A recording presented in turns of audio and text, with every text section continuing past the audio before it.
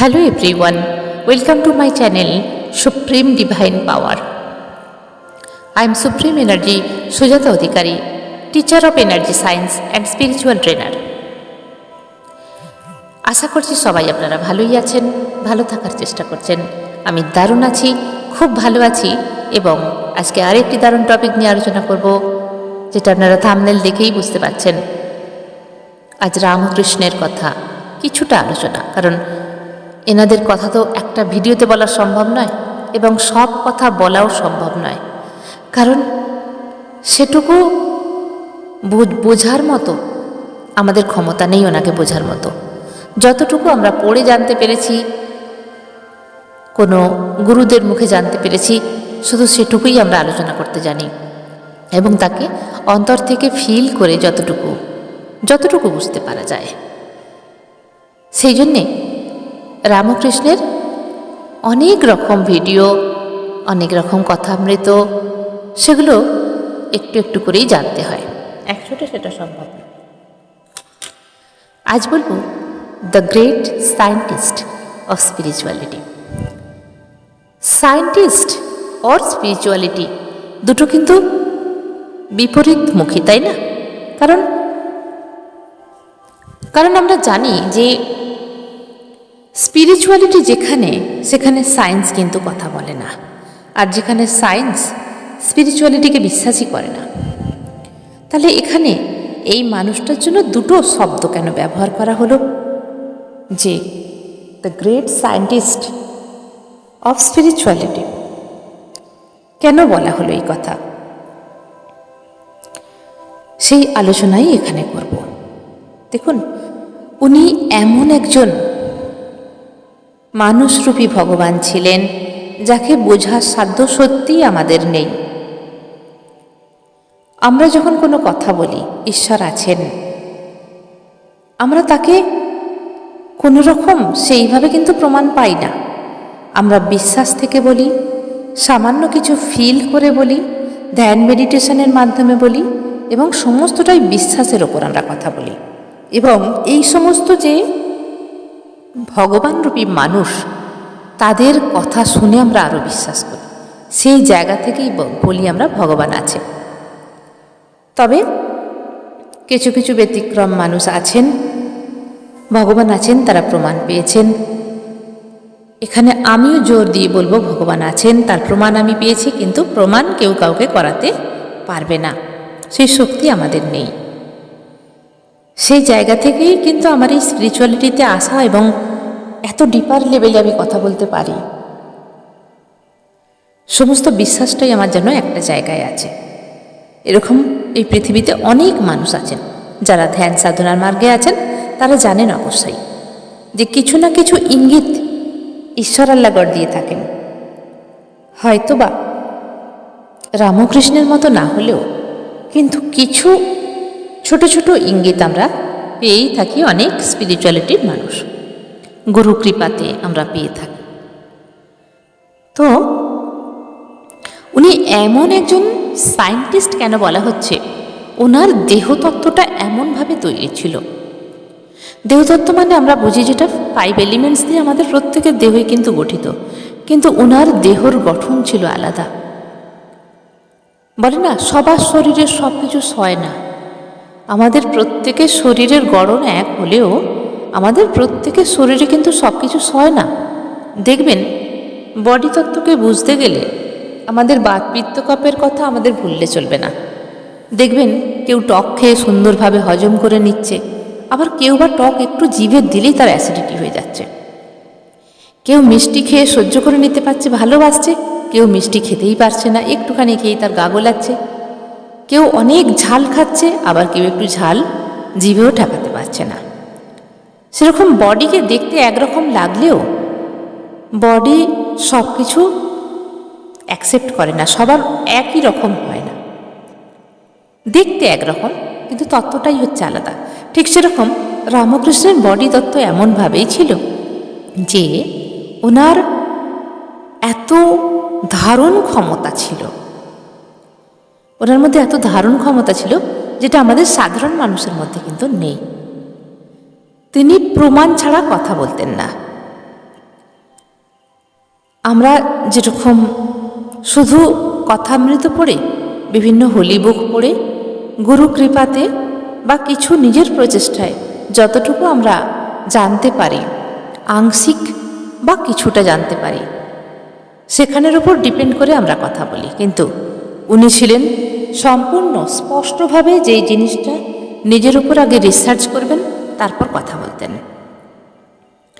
একই বডিতে তিনি কি না কি করেছেন। তিনি তন্ত্র করেছেন, তিনি 64 কলা বিদ্যা শিখেছেন। যেই 64 কলা বিদ্যা, একটা বিদ্যা শিখতে গেলেই আমাদের সারা লাইফ চলে যাবে। যিনি সমস্ত ধর্মকে পরখ করেছেন, কি হিন্দু ধর্ম, কি মুসলমান ধর্ম, কি শিখ, সমস্ত খ্রিস্টান দেখেও, সমস্ত খ্রিস্টান ধর্ম বা সমস্ত ধর্ম নিজে চেক করেছেন যে কোন ধর্ম ভালো, কোন ধর্মের মধ্যে কি আছে, কোন ধর্মের পথ সরল, এই সমস্ত কিছু তিনি একই শরীরের মধ্যে খুব তাড়াতাড়ি করে নিজে রিসার্চ করেছেন। তার ল্যাবরেটরিতে, তার ভেতরে, তার অন্তরের ভেতরেই সেই ল্যাবরেটরি তৈরি আছে। সেখানে তিনি রিসার্চ করেছেন যে কোন পথ সবচেয়ে সোজা ঈশ্বরের পথে যেতে গেলে। কেনই বা মুসলমানরা আল্লাহ বলেন, বাহে গুরু বা আমাদের ঈশ্বর বলি আমরা, গড বলে কেউ, এর মানে কি? উনি সমস্ত কিছুটাই কিন্তু নিজে প্রমাণ করেছেন।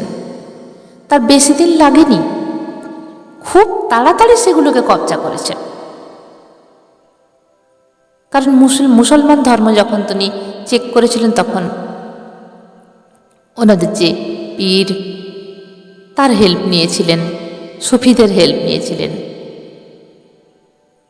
তাকে জানতে হয়েছিল, তাকে পরখ করতে হয়েছিল, কারণ এগুলো তিনি এমনি এমনি বলেননি। এরপরে 64 কলার বিদ্যা শিখেছিলেন। ভাবা যায়? আমরা তো ভাবতেও পারবো না। তন্ত্র শিখেছিলেন। সমস্ত জিনিসকে তিনি বডি দিয়ে পরখ করে দেখেছেন যে কোনটায় কি কাজ হয়, কোনটা কিভাবে কাজ হয়। নিজের মধ্যে শক্তিকে সঞ্চার করেছিলেন, যেই শক্তি তার ভেতরে এতটাই ইলেকট্রিক ফোর্সের মতো কাজ হতো। আমরা জানি সেই গল্পে যখন প্রথমবার নরেনের মাথায় হাত দিয়েছিলেন, কতক্ষণ যে নরেন বা বিবেকানন্দ একভাবে বসেছিলেন কল্পনার বাইরে। কারোর গায়ে হাত দিলে ইলেকট্রিক শকের মতো লাগত। কত শক্তি তার মধ্যে ছিল। এবং তিনি এটাও বুঝিয়ে দিয়ে গেছেন যে আমরা মন্দিরে যাই, মন্দিরে ভগবান, ঈশ্বর, আল্লাহ, গড সবই আছেন। মন্দিরে আল্লাহ নেই, ঈশ্বর আছেন। আর মসজিদে আল্লাহ আছেন, গড আছেন গির্জায়। তো একই জিনিস, ঈশ্বর, আল্লাহ, গড নামটা শুধু আলাদা, কিন্তু একই তো। ভগবান তো একটাই, নামগুলো আলাদা আলাদা। কিন্তু তিনি এটাও প্রমাণ করে দিয়ে গেছেন, যা বাইরে আছে তা আমাদের অন্তরেও আছে। যথা ভাণ্ডে তথা ব্রহ্মাণ্ডে। ব্রহ্মাণ্ডে যা কিছু আছে তা আমাদের ভেতরেও আছে। সেজন্যে শেষকালের দিকে তিনি বেশিরভাগ মন্দিরে আসতেন না। তার ভাব হতো, তিনি ভাবে বিভোর হয়ে থাকতেন। নিজের ভেতরের ঈশ্বরকে জাগৃত তিনি করেছিলেন। মা ভবতারিণীকে তিনি সবসময় দেখতে পেতেন, তার সঙ্গে কথা বলতেন। তিনি বুঝিয়ে দিয়ে গেছেন, প্রথমে সামনে অবলম্বন রাখো, ঈশ্বর, আল্লাহ, গডকে সামনে রাখো, মন্দিরে, মসজিদে, গির্জায় রাখো, ওটাকে অবলম্বন করে নিজের ভেতরে ডুব দাও। এ নিয়ে আমার একটা ভিডিও দেয়া আছে, ঈশ্বর শুধুমাত্র একটা অবলম্বন, যাকে কেন্দ্র করে অন্তরে ডুব দিতে হয়। ওই ভিডিওটা আপনারা পারলে দেখে নিতে পারেন। তো উনি এটাই শিখিয়ে গেছেন, তোমার ভেতরের ঈশ্বরকে জাগৃত করো। আগে সামনে একটা অবলম্বন নাও, ধীরে ধীরে ব্যালেন্স করতে করতে নিজের অন্তরে ডুব দাও। তো তিনি, তার মধ্যে এতটাই পাওয়ার, এতটাই শক্তি, এতটাই নলেজ ছিল, যেগুলো আমাদেরকে শিখিয়ে দিয়ে গেছে। এবং তার দেহতত্ত্বে এমন একটা ল্যাবরেটরি ছিল যা প্রত্যেকটা জিনিসকে রিসার্চ করতেন। এই জন্যই তাকে বলা হয় দ্য গ্রেট সায়েন্টিস্ট। স্পিরিচুয়ালিটি একটা একটা সায়েন্স, এনার্জি একটা সায়েন্স, এটাকেও বুঝতে সময় লাগে, কিন্তু এরও সরল ব্যাখ্যা আছে। কেউ কেউ এটাকে খুব কমপ্লিকেটেড করে তোলেন, কেউ আবার সরল ভাষায় স্পিরিচুয়ালিটিকে বোঝাতে পারেন, কিন্তু ক্ষমতা ওনার ছিল অসাধারণ, যা আমাদের স্বাভাবিক মানুষের মধ্যে অতটা দেখা যায় না। যাকে ছুলেই অসুখ, কাউকে ছুলেই অসুখ ভালো হয়ে যেত,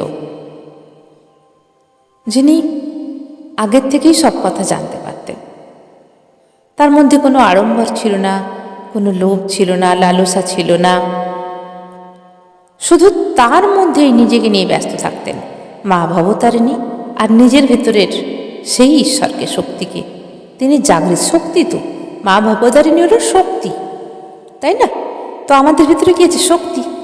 সেই শক্তিকেই তিনি জাগাতে ব্যস্ত ছিলেন, কোনো দিকে তার লক্ষ্য ছিল না। তার অসাধারণ কথা, তার ব্যাখ্যা, পড়াশোনায় পণ্ডিত না হয়েও কত পণ্ডিতদের তিনি হারিয়েছেন কথার যুক্তিতে। তার কাজে আজ পর্যন্ত কেউ খুঁত ধরতে পারেননি। তিনি করেছেন এক, মানুষ বুঝেছেন আর এক। তিনি যখন দক্ষিণেশ্বরের মন্দিরে এলেন তার দাদার হাত ধরে, তার দাদা ছিলেন দক্ষিণেশ্বরের পূজারী, আর তিনি ছিলেন সেই পূজার জোগাড় দিতেন দাদার হাতে হাতে। ফুলের মালা গেঁথে দেয়া, চন্দন ঘষে দেয়া, সব জিনিসগুলো ঠিকঠাক জায়গায় রাখা, এবং দাদা যেভাবে পুজো করতেন সেইভাবে সব কিছু দেখা।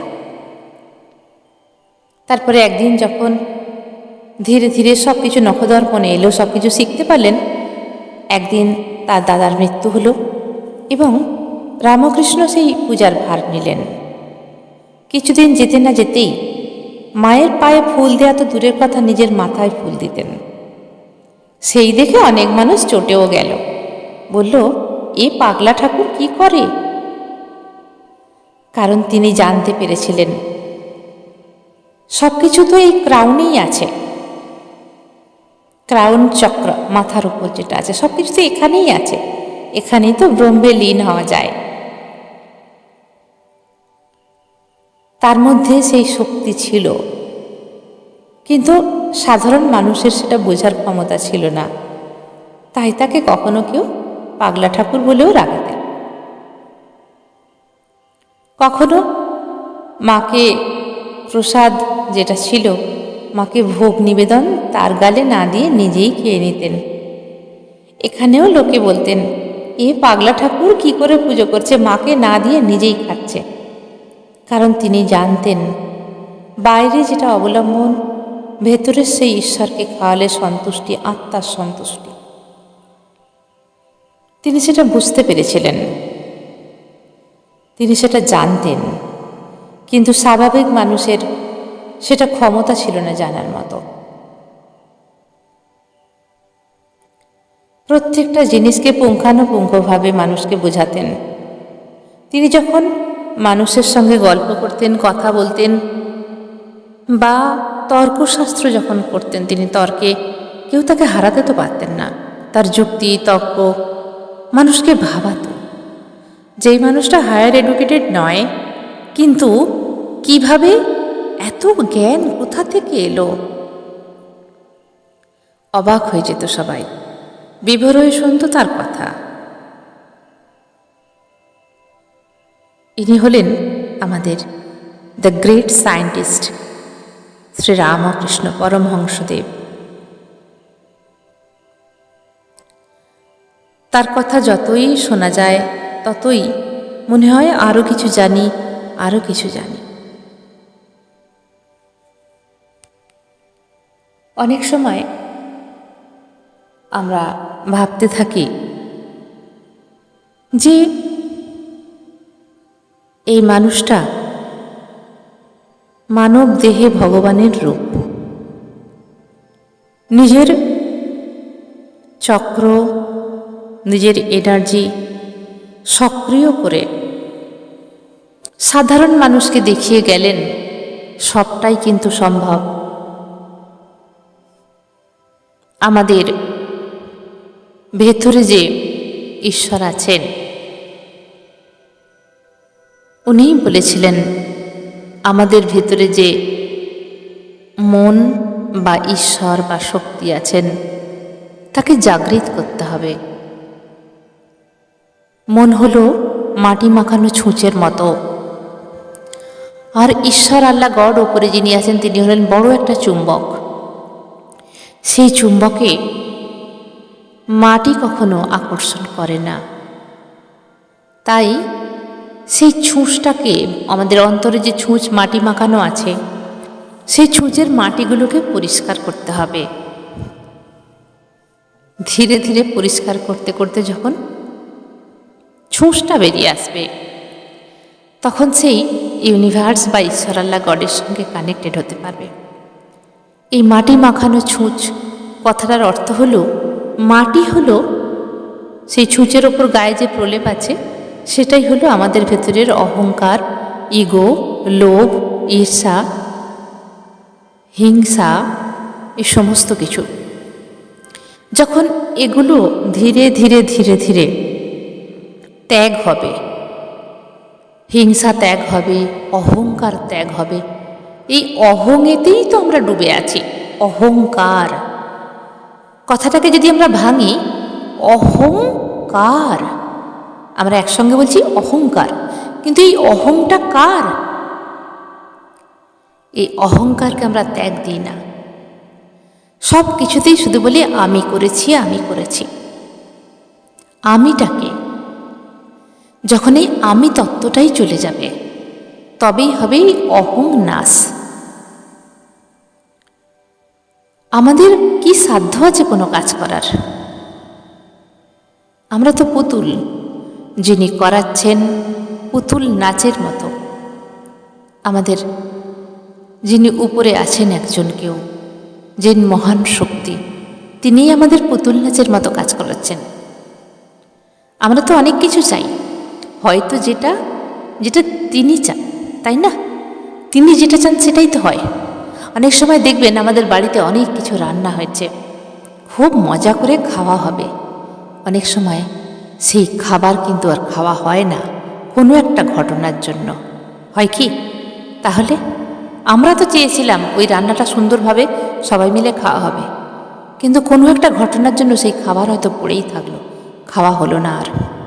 এরকম অনেক ঘটনা আমরা চোখের সামনে দেখতে পাই বা আমাদের সঙ্গে অনেক সময় ঘটেছে। তো তাহলে তিনি যেটা চান সেটাই হয়। ঠিক আমরা পরমহংস শ্রী রামকৃষ্ণের অনেক বাণী আছে যেগুলো সত্যি যদি আমরা বুঝতে পারি আমাদের জীবন বদলে যাবে। আমরা একটুও যদি তার পথ অনুসরণ করতে পারি, তিনি আমাদের কোনো জাতিকে ছোট করেননি, সব জাতিকে তিনি সমান চোখে দেখেছেন। মানুষ ধর্মই হলো শ্রেষ্ঠ। তাই আমাদের হৃদয়কে সেই ছুঁচটিকে বের করতে হবে।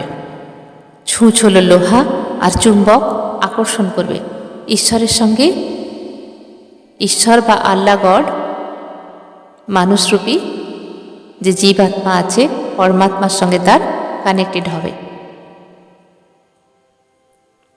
তিনি অনেক রকমভাবে আমাদেরকে প্রমাণ দিয়ে গেছেন, অনেক রকমভাবে বুঝিয়ে গেছেন, কিন্তু কথা হচ্ছে আমরা কতটা বুঝেছি। তিনি তার দেহের ভিতরে যে ল্যাবরেটরি আছে, দ্য গ্রেট ল্যাবরেটরি, সেখানে তিনি বারবার প্রমাণ করেছেন এবং সেই তত্ত্বগুলোই আমাদের কাছে দিয়ে গেছেন। তার শরীরের মধ্যে এরকম ক্ষমতা ছিল, তার বডি তত্ত্বে এমন পাওয়ার ছিল। প্রত্যেকটা শিক্ষাকে তিনি গ্রহণ করেছেন। অনেক শিক্ষা তার গুরু তোতাপুরীর কাছ থেকে পেয়েছেন। লাস্ট তার মোক্ষ প্রাপ্তিও হয়েছিল তোতাপুরীর হাত ধরেই। তো এই গ্রেট সায়েন্টিস্টের কথা আমরা যখনই বলি তখন আমাদের মনটা সত্যিই অন্যরকম হয়ে যায়। আমরা তার বিষয়ে আরও অনেক কিছু জানতে পারি, প্রত্যেকটা মানুষ আমরা জানি, কিন্তু তিনি যে একটা বড় সায়েন্টিস্ট স্পিরিচুয়ালিটির, সেটা হয়তো অনেকেই জানেন না, আবার অনেকেই জানেন। আজকে ভিডিওর মাধ্যমে ছোট্ট করে আলোচনা করলাম পরমহংস শ্রী শ্রী রামকৃষ্ণের কথা, the great scientist of spirituality, যার কাছে সবই এক, কি সায়েন্স কি স্পিরিচুয়ালিটি। তবে এটা একটা পিওর সায়েন্স, এনার্জি সায়েন্স, সবটাই কিন্তু এনার্জির খেলা। যারা স্পিরিচুয়ালিটিতে এসেছেন তারা নিশ্চয়ই জানেন সবটাই এখানে এনার্জি। এনার্জি দ্বারা সব কাজ করতে হয়, পিওর এনার্জি, এনার্জি সায়েন্স। আমি নিজের পরিচয় দিই কীভাবে? আমি এনার্জি সায়েন্সের teacher of energy science. Energy science